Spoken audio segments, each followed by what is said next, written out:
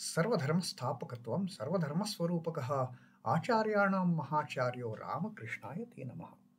O establisher of all the faiths, embodiment of all the religions, the greatest teacher among all the teachers, O Sri Ramakrishna, my salutations to you. Namaste, Pranam. Sri Ramakrishna making us aware, the householders aware of the two greatest hazards on the path of God realization, lust and greed, the woman and gold. Again and again, Sri Ramakrishna says that a man gets tempted by all those lustful tendencies and he doesn't even know that he is getting destroyed. He doesn't even know of his downfall. Only after getting into that rotten hole, then he realizes, oh my God, I'm here in this dirtiest of the dirty place. I'm here, instead of reaching the lotus feet of my divine mother, I am in this, the vilest of the vile things. I'm trapped in this whirlpool of the worldly enjoyments. So what is the way out? Sri Ramakrishna says, one must possess a strong sense of renunciation. Get into the mode of renouncing all these temptations. Renounce them. Don't even look at them. Take up to monastic life. And that is the best way to get rid of all these destructive temptations, Sri Ramakrishna says. So that way, householders' life is very tough. They have to handle these two destroyers, the lust and greed. They have to keep them under control. It is a tough task. And Sri Ramakrishna says, it just doesn't stop there. There is also another element which householders, which the ordinary people should always be careful about. What is that another element? Let us see what Sri Ramakrishna has to say. It is not lust alone that one should be afraid of in the life of the world. In the worldly life, it is not that lust. It is not just lust and greed that one should be afraid of. Sri Ramakrishna says there is also anger. One should be very careful about the anger element. And why anger comes, that also Sri Ramakrishna is telling us now. Anger arises when obstacles are placed in the way of desire. We have so many desires. Our mind is filled with desires for enjoying all these worldly temptations. And any blockage, any kind of barrier, any kind of obstacle that comes in the way of me from enjoying that worldly enjoyment, anything that comes in the way of my desire of enjoying that worldly enjoyment, that's it. I lose my temper, I get terribly angry, and I can do anything in that moment of anger. So that is what happens, Sri Ramakrishna says, that the householders should always be afraid of the element of anger also. Lust and greed is yes, but anger also they should be very careful about. Anything that obstacles, anything that hinders my way of enjoyment, the desire to enjoy, anything that comes in the way, I lose my temper and I become angry. So that is what Sri Ramakrishna is hinting to the householders. You have to bring that anger also under your control, not just the lust and greed. That is must. But apart from that, and how that we can have, if we don't have any desires. If we don't have any desires, then nothing is going to block our desire getting into that enjoyment, thing of enjoyment. Nothing is going to come in the way then. And if nothing is going to come in the way, if we don't have a desire for anything, automatically no anger. So these are the few things Sri Ramakrishna says householders have to be very, very concerned about. They should be very careful about lust and greed and the anger. And to this Sri M, he gives his own example. Now Sri M has started treading the path towards God realization as instructed, as trained by Sri Ramakrishna. He has reached a stage, he has lost the temperament of getting angry, the temperament of getting off, or getting upset. He has kind of come out of that phase. So Shri M just makes a comment. At mealtime, sometimes a cat stretches out its paw to take the fish from my plate. He is having his lunch. He has got something, some preparation, fish preparation in his plate, and the cats. Earlier days, there were a whole lot of cats. They used to, roam around in the house. So whenever anybody used to sit for the lunch, for the meal, the cats would also come there with the anticipation that this fellow will give me something, some at least some bones I will get. And some cats, they are so free of fear that they would try to snatch that fish from the plate of the eater. So M says, when the cat tries to steal a fish from my plate, he says that I cannot show any resentment. He has gone beyond that element of anger. But Sri Ramakrishna says again, that is wrong. Don't do that. Sri Ramakrishna says, why should you not show your resentment? Why? You may even beat it once in a while. Never allow that cat to become so bold to go there and take the thing out from your plate. You can beat also cat once in a while. Sri Ramakrishna says, don't be so lenient and don't be so kind of loving towards that cat, that allow the cat to take away the things from your plate. No, these things are meant for you. You have to have your fill. What is the harm? Sri Ramakrishna says, no harm in beating that cat once in a while so that it doesn't trouble you anymore. A worldly man should hiss. If you are not beating, at least raise your hand.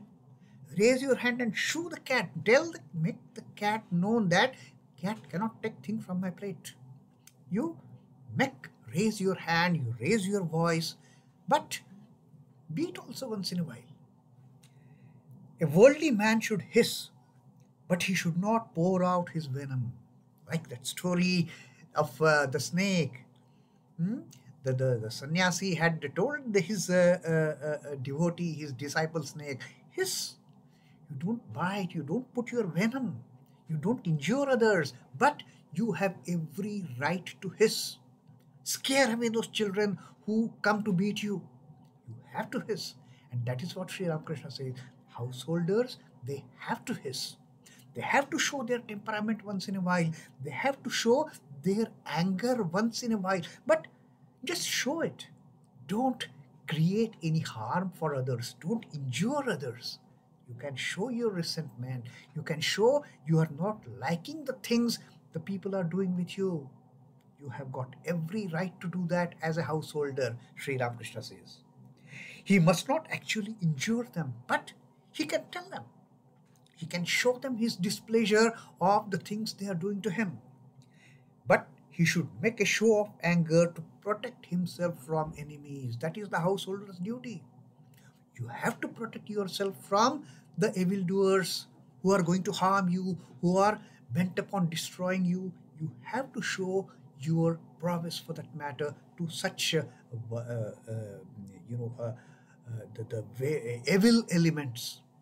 You have to show your temper. You have to raise your voice. You have to hiss. So this leniency is okay as far as the householder is concerned. Otherwise, they will injure you. You clearly put your terms that, Brian, I am not going to be bogged down by what you are saying. You may not harm him, but you can raise your voice. You need not beat him, but you can raise your hand to scare them, to tell them that you also have some stuff in you. You are not going to be bogged down by their false threats. So that is how the householders should behave. That leniency, Sri Ramakrishna says, is sanctioned for the householders. But now Sri Ramakrishna says, but a sannyasi need not even hiss. Sannyasi has no right to even hiss. Sannyasi cannot hiss because nobody is going to create any harm for a sannyasi. So, a sannyasi, there is no need for him to hiss. Just remain in your blissful mood. Remain in that blissful mood of God realization. You The sannyasis don't have to do anything. That is another positive aspect of the monastic life that Sri Ramakrishna is bringing to the notice of Rakal's father and Rakal's father's father-in-law. Sannyasi is way above all these destructive phases, the destructive phases of lust and greed, the destructive phase of anger, to such an extent that the sannyasis did not even hiss at the evildoers, because there won't be any evildoers as far as the sannyasi is concerned. Sannyasis are always in their own blissful mood of God realization. Then listening to these words of Sri Ramakrishna, how difficult it is for the householders to actually lead the path of God realization. Now, one devotee, he makes a comment. He says, I find it extremely difficult for a householder to realize God. The way you are saying, I don't think it is possible for any householder to realize God. How few people can lead the life you prescribe for them. Extremely difficult. The way you are telling, give up lust and greed, give up anger. How can we? Fine, we can hiss once in a while, but still, how can a householder follow the path that you are telling us to do? So there is no chance for householder getting into the stage of becoming a great devotee, becoming a great jnani, or even getting to that stage of God realization. I haven't found any. This person clearly says, I haven't found any householder who can reach that stage that you are telling. You have to do like this. You have to do like we are drowned in that whirlpool of lust and greed and anger and all those passions, attachment, the desires, the greed. We are drowned in that whirlpool. I have not found any person who has crossed over these limitations, who has crossed over these temptations. And then Sri Ramakrishna says, why should that be so? And then he gives an example of one deputy magistrate. You imagine the life of a deputy magistrate. He is so much involved in settling the quarrels and conflicts between different people. He has to take care of this case, he has to take care of that case. He's so much involved in all these good and evil things, the deputy magistrate. Sri Ramakrishna gives an example of that person by name Pratap Singh. Great devotee, Sri Ramakrishna says. Now he is giving the example. Why should you say so that I have not found any person who can lead this path as a householder? Sri Ramakrishna says, why should that be so? I have heard of a deputy magistrate named Pratap Singh. He is a great man. He has many virtues, compassion, devotion to God. Now these are the virtues, these are the signs Sri Ramakrishna has already taught us for the person who is heading towards the path of God realization.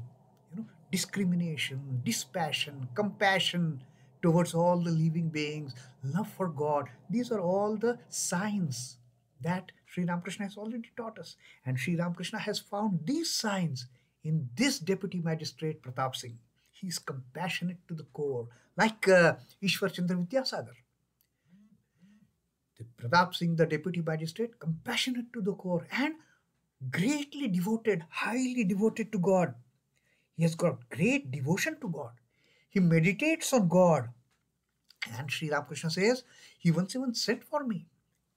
Pratap Singh wanted to meet Sri Ramakrishna. Pratap Singh wanted to listen to his nectarine teachings of Sri Ramakrishna on God realization. So that is the great person, great householder, Sri Ramakrishna says. He has gone a long way ahead on the path of God realization. He has developed compassion in his heart for all the living beings. In spite of being a deputy magistrate, he has got great devotion to God. Certainly there are people like him, Sri Ramakrishna says. There are people. Pratap Singh, Ishwar Chandra Vidyasagar. Possibly he is even hinting at Rakhal's father and Rakhal's father's father-in-law also falling in this category. So Sri Ramakrishna says, it is not that you are saying, I have not found any householder who can lead this path. There are.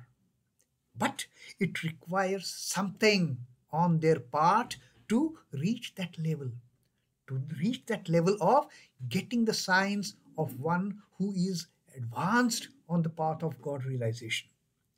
Then Sri Ramakrishna says, what is it that required? The practice of discipline is absolutely necessary. There is no shortcut on this path of God realization.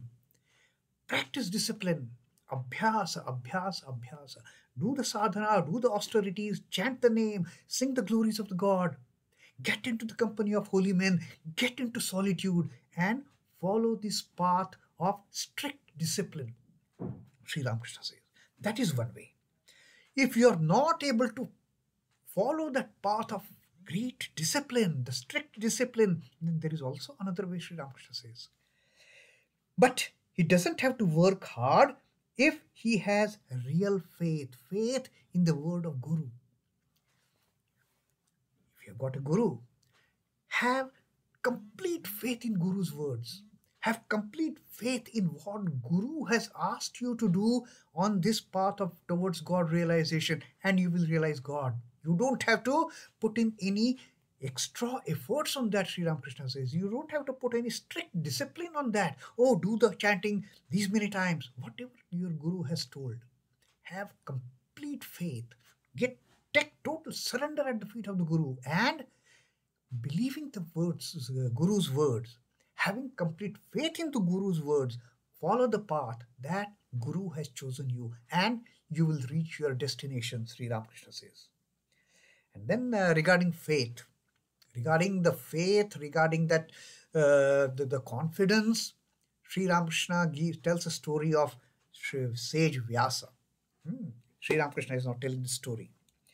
Once Vyasa was about to cross the Yamuna, when the gopis also arrived there, wishing to go to the other side, but no ferry boat was in sight. They wanted to cross from this bank to that bank, but no ferry boat was there. Now how to go? Now Vyasa was also waiting there. He wanted to cross over Yamuna, but no ferry boat was there. Now these gopis, they came to Vyasa, and they said to Vyasa, "Revered sir, what shall we do now?" "Don't worry," said Vyasa. "I will take you across. You need not worry. You have to go from this bank to that bank. I will take you there. Need not worry. But I am very hungry. I need to eat something before I take you across. I need to eat something. Have you anything for me to eat?" And the gopis were carrying all the dairy products with them from this end to that end. Possibly there was a market there and they wanted to sell that product. The gopis had plenty of milk, cream and butter with them. And they offered one by one. They started offering, "Oh, I have got milk, take this milk." All the gopis, they offered whatever they had. Milk, cream, butter, and sage Vyasa happily consumed the entire offering that the gopis had to offer. Entire stock of milk and cream and butter was exhausted, complete in the tummy of sage Vyasa. Then the Vyasa ate it all. Then the gopis asked, "Well, sir, what about crossing the river? You have taken everything from us. Now what about our crossing the river? You said you give me something to eat. You have eaten everything that we have. What about our crossing the river now? Will you manage something? Will you get for some boat?" Then sage Vyasa.